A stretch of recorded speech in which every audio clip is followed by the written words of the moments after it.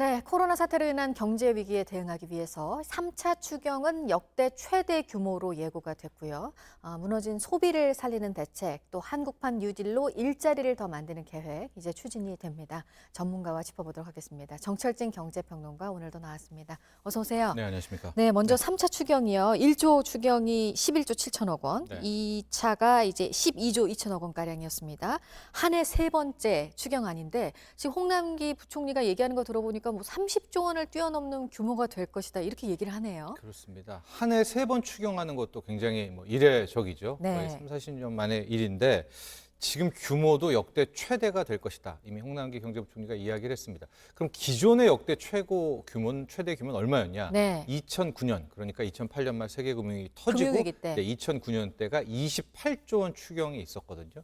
그렇다면 28조 원을 뛰어넘는 이제 그런 액수라고 보여지는데 저는 개인적으로는 한 40조 이상이 되지 않을까 이렇게 예상은 하지만 네. 시장에서는 대략적으로 한 35조 원에서 40조 안팎으로 예측은 하고 있습니다. 네. 그러니까 4일에 국회에 제출을 해서 네. 3개월 내에 그러니까 통과하고 나서 네. 75%를 집행하겠다는 계획인 거잖아요. 그런데 기술적으로 좀 문제가 있어요. 어. 현재 추경하는 그러니까 3차 추경이라든가 추경의 규모에 대해서는 여야 큰 대립은 없습니다. 네. 특히 야당 쪽에 김종인 비대위원장도 적극적인 추경을 계속 오히려 권하고 있는데 기술적인 문제는 뭐냐면 네. 원구성입니다.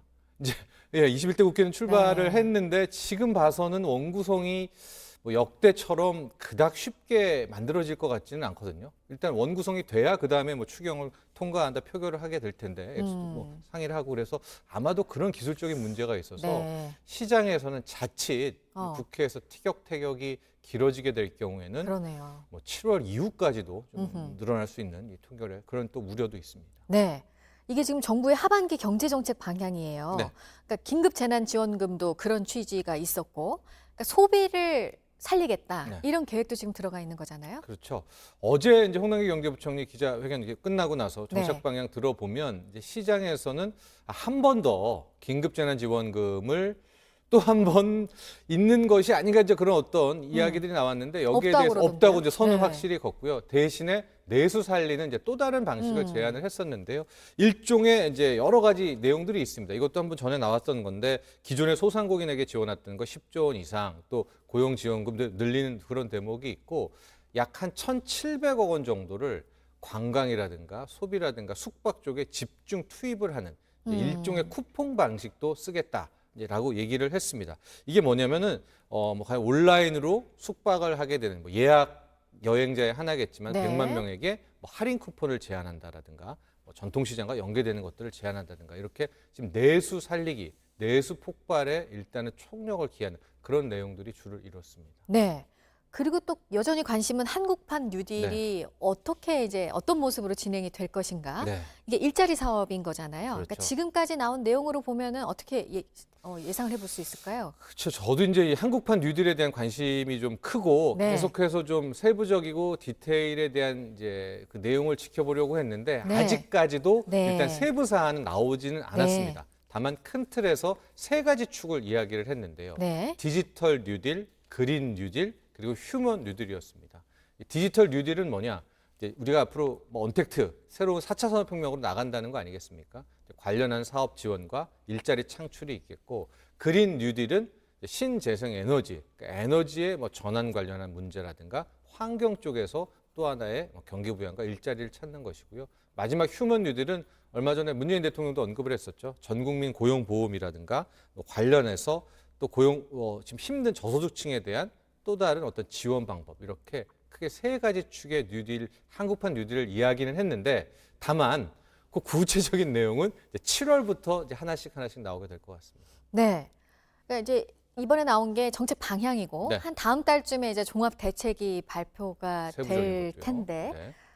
어제 우리 경제 성장률 전망치를 정부가 내려잡긴 했어요, 크게. 네. 근데 마이너스까지는 안 갔어요. 네. 그러니까 이런 정책들이 효과가 이제 2분기까지는 좀 어려워도 3분기부터 이런 대책들이 효과가 나타나기 시작하면 플러스 성장으로 전환을 할 수 있을 것이다. 지금 정부는 이렇게 보고 있는데 네. 그럴 수 있을까요? 그렇죠. 어떠신가요? 이제 어제 관심이 좀 집중됐던 것이 내용도 중요했지만 크게 두 가지였습니다. 네. 가령 3차 추경의 규모와 네. 과연 정부는 올해 한국 경제 성장률 전망을 얼마로 할까? 일단은 0.1%로 했습니다. 그러니까 네. 역성장은 아니게. 왜 이게 관심이 있었냐면 지난주에 있었던 한국은행 같은 경우에는 마이너스 0.2%로 네. 중앙은행이 일단 마이너스 성장을 전망하지 않았었습니까? 근데 이제 정부, 기획재정부는 일단 0.1% 성장. 그래서 이제 기자들이 좀 질문이 있었죠. 네. 너무 낙관적으로 보는 것이 아니냐. 근데 그 직전에 KDI 같은 경우에도 0.2%를 전망을 하게 되면서 아마 정부는 이런 거가 있죠. 총력을 다했을 때 우리가 할 수 있다라는 이제 최대 목표치를 좀 제안을 하고 어떤 자신감 같은 안정감을 좀 국민에게 주려는 그런 목적도 있는 거 아니겠습니까? 그래서 네. 일단 정부는 올해 0.1%에 대한 경제 성장률을 전망을 했고요. 다만 지금 뭐 민간 연구기관이든 정부든 한국기관이든 대전제가 있습니다. 그건 하반기에 코로나19의 그러니까요. 재유행이 네. 없을 것을 가정하는 것이고요. 음. 만에 하나 좀 그래서는 안 되겠지만 또 재유행이 있을 경우에는 경제 충격은 또 한 번에 그러니까요. 각오해야 되지 않을까. 네, 제가 그래서 그 질문을 마지막으로 드리려고 했는데, 네. 뭐 아까 앞서 짚어본 그 소비를 늘리겠다는 그런 대책 있잖아요. 네. 뭐 관광을 살리겠다, 어디 식당에 더 많이 가게 하겠다.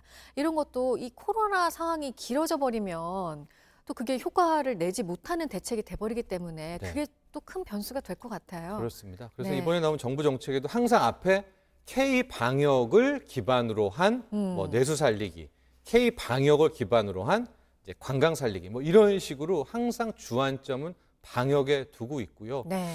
우리가 정말 잊지 말아야 될 것은 지금 이제 좀 많이 좀 우리가 해이해진 그런 측면도 있는데 지금 방역이 없으면 이 경제에 대한 경기 부양이라든가 한국판 뉴딜이라든가 이런 것들도 정말 공든탑이 무너질 가능성이 굉장히 높습니다. 그런 네. 점들은 아마 꼭 우리가 명심해야 될 것 같습니다. 네, 방역이 없으면 경제도 없다 이런 네. 얘기까지 해주셨습니다. 정철진 경제평론가였습니다. 잘 들었습니다.